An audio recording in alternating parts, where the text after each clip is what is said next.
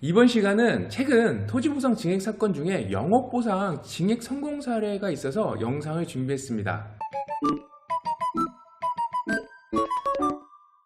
안녕하세요.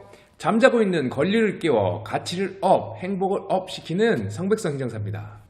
이번에 다룰 내용은 영업보상 증액 성공 사례인데 좀 더 정확히 얘기하면 영업보상 중에 이전비 증액 성공 사례입니다.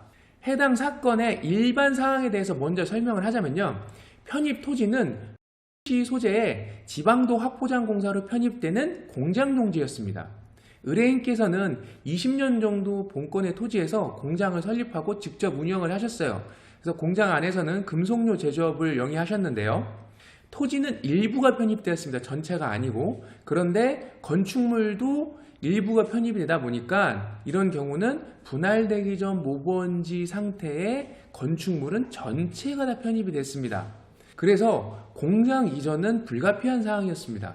결국 영업보상 대상이 되어서 영업보상금 협의 요청을 받으셨습니다. 딱 받고 보니까 보상금 상전 내역이 도저히 이 영업보상금 가지고는 공장을 이전하기가 곤란하다. 그렇게 판단을 하셔서 저희 사무소에 연락을 주셨던 겁니다. 의뢰인께서는 보상금이 저렴한 부분에 대하여 불복 절차를 진행하고 싶었는데 공장 이전 시기가 대략 정해져 있었어요. 그래서 필요한 자금을 그 시기에 맞춰서 적절하게 사용을 해야 되는데 이 보상금 불복 절차 때문에 돈이 묶여 있어서 사용을 못할까봐 고민을 하고 계셨던 거죠.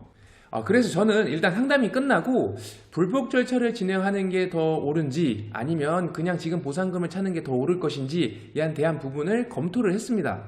여러 가지 고려사항을 고려해서 불복 절차를 진행했을 때 소요되는 시간을 계산을 해보니 보상금을 수령하는 시기를 공장 이전 시기에 맞춰서 이 자금 운용하는 데 이상 없이 할 수 있을 것 같다는 판단이 돼서 이 부분을 설명을 드렸습니다. 그랬더니 의뢰인께서는 불복 절차 진행을 요청을 하셨고요.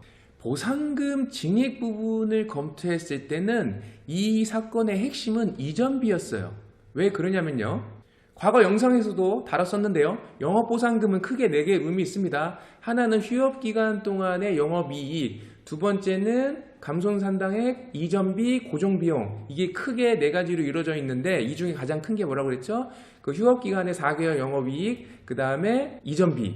그런데 이 해당 사건은 법인이다 보니까 회계장부가 명확하게 나와 있어서 영업이익 부분은 손댈 게 없었어요. 그래서 이전비에 포커스를 맞췄는데 이 공장은 금속을 가공하는 업체다 보니 지작물 목록의 장비는 대부분이 크고 무겁고 비싼 장비였어요. 하나에 5억 하는 장비도 있었습니다. 생각나는 어떤 장비는 공장 밖에 질소 탱크에서 질소를 공급하면서 작동하는 레이저 장비도 있었어요. 이런 특수한 장비를 이전하는 것은 일반 이삿짐 센터 불러서 이거 저쪽으로 이전해 주세요 해서 뚝딱뚝딱 이전하는 것이 아니고 전문 업체나 최초 설치한 업체에서 분리, 이전, 재설치, 시험 가동까지 해야 합니다. 그래서 여기는 이전비에는 그런 비용이 다 포함된 거예요. 그래서 기술료도 포함이 됩니다. 공장 이전의 경우는 전문 업체의 견적서가 중요해요. 해당 사건의 중요한 시설과 장비의 수량은 12개 정도가 됐습니다. 종류는 4가지고요.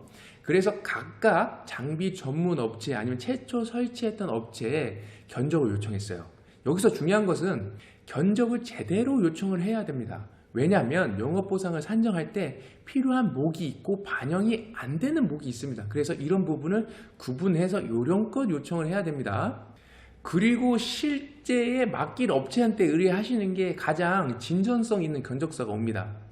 추가적으로 컴프레셔 에어 배관 시설, 질소 배관 시설, 덕트 배관 시설 등 이런 부분도 견적을 따라 받았습니다.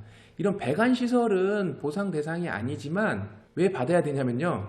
어떤 장비가 작동하려면 압축 공기가 필요해요.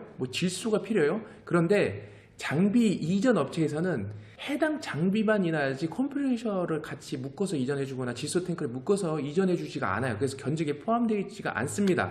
공장 내부에 호이스트라는 게 있어요. 호이스트는 내부에 설치하는 크레인 같은 건데 이거는 공장 너비 폭에 맞춰서 딱 재단해서 크레인을 설치하는 거거든요. 그래서 맞춤 설계인데요. 사실 분해해서 가져간다고 해도 새로운 공장에 설치하기는 어렵습니다. 어떻게 보면 이선 설치가 어려우니 취득비로 보상해야 하는데 연식이 오래된 장비의 경우는 취득비 산정할 때 감가가 되다 보니까 일부에서는 오히려 이전 설치비로 보상금을 산정한 것이 취득가액 산정하는 것보다 더 높다고 해서 굳이 나는 취득 안 해도 된다, 이전비로 해달라 라고 말씀하는 분도 계십니다. 그래서 최신 견적서를 봤는데 한 3주 정도 걸린 것 같아요. 받은 견적서에서 유용한 정보를 뽑아서 기존 영업보상 상정 내역과 또 이렇게 비교를 해봤어요. 그래서 보상금이 저렴하다고 주장을 하였고, 재결감정평가사님께서 추가 자료를 더 요청을 하셔서 자료를 또 보완해갖고 전달까지 드렸습니다. 그리하여 수용 재결이 4월에 끝났는데요. 영업보상금이 1,600만 원이 증액이 됐습니다. 사실 보상금이 조금 더 나오길 기대를 했습니다. 그런데 아쉽지만 이의신청은 진행하지 않는 것으로 의뢰인과 이야기를 했습니다. 정확히 말하자면 이의신청을 진행하지 않는 것이 아니고 못하는 거죠. 아까도 말씀드렸다시피 보상금을 받으면 바로 이전할 계획이 있었기 때문에 만약에 이걸 이전을 해서 공장에 아무것도 없는 상태라면 이의신청에서 재결감정평가할 때 현장에 지작물이 없으면 평가를 못합니다. 그래서 앞전 평가했던 거 그대로 나오기 때문에 이의신청에는 의미가 없습니다. 사실 영업보상금 증액은 특별한 이슈가 없으면 당체 증액이 안 됩니다. 이슈가 있어도 입증자료 확보하기가 어렵기 때문에 더 어렵고요. 그래서 이번 영업보상금 증액은 나름 아주 선방한 실적이라고 자체 평가하고 있습니다. 자, 이렇게 공장이라든가 특수장비 시설을 유지하는 곳에 영업보상 대상자라면 혼자 고민하지 마시고 저한테 연락 주시면 도움을 드리겠습니다. 제가 준비한 내용은 여기까지고요. 다음엔 좀 더 유익한 내용을 준비해서 찾아뵙겠습니다. 시청해 주셔서 감사합니다.